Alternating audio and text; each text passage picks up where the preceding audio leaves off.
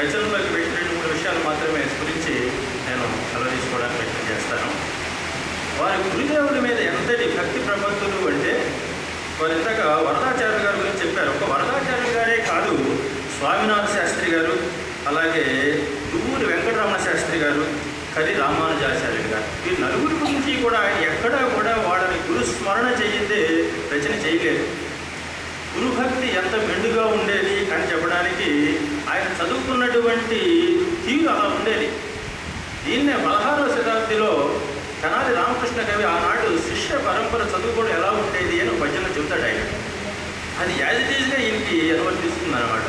వాసో నిగ్రహం ఎన్నరు, ఆకలికి నీర్వట్టును గణింపరు, తలల్ మాసంగాయనరు, అంగములు పడలినను పాటింపరు, అట్లుండని ఆ సాయముగా నిశాచయముగా ఆమ్నాయములు తోల్చుతో ఆసీన ప్రజలాయుతం పైన లేదు ఆహా వితర్కింపగన్. ఆనాటి విద్యార్థులు ఏ విధంగా విద్యను అభ్యసించేవారు అనేటటువంటిది ఈ మధ్యలో మనకు కనిపిస్తుంది. కనీసం ఉదయం నుంచి సాయంత్రం వరకు కూడా వేదాలను అధ్యయనం చేస్తూ వల్లి వేసేవారట.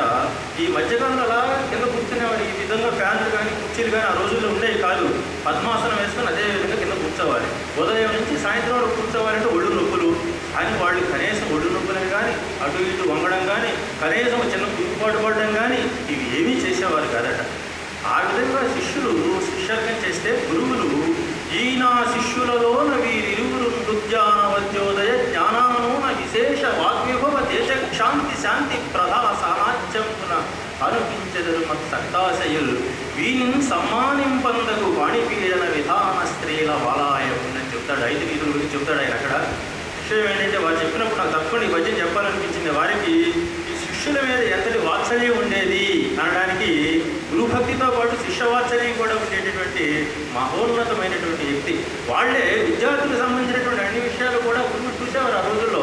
వీళ్ళ వివాహాలు అనేటటువంటివి ఎలాంటి స్త్రీలతో ఎలాంటి వారితో చేయాలనేటటువంటిది కూడా గురువులే ఆనాడు నిర్ణయించేవారు. అంతటి ఔన్నత్యం మనకి కొత్త సత్యనారాయణ చౌదరి గారిలో కనిపిస్తుంది. ఇక వారి యొక్క ఉద్యోగం అనేటటువంటిది 1929లో ప్రారంభమైతే అప్పటికే ఆయనకి రచనా వ్యాసంగం మీద విపరీతమైనటువంటి అభిమానం ఏర్పడింది.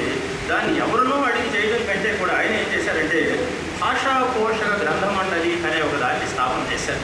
1930లో దీని స్థాపన జరిగింది. వారు చనిపోయే నాటి వరకు కూడా దాని నుంచి నిరభ్యంతరంగా అలాగే ప్రవాహంగా పుస్తకాలు వస్తూనే ఉన్నాయి. సుమారు ఆయన రాసినటువంటి మిత్రులు చెప్పినట్లుగా అవి ప్రకటితమైనటువంటివి కానీ ప్రకటితం కానటువంటివి కానీ మొత్తం 72 పుస్తకాలకు పైగా వారు రచన చేయడం అనేటటువంటిది జరిగింది. వారు మొట్టమొదటిగా ఉత్తమ పాఠశాల ఉపాధ్యాయుడిగా ఒక 28 సంవత్సరాలు, అలాగే కళా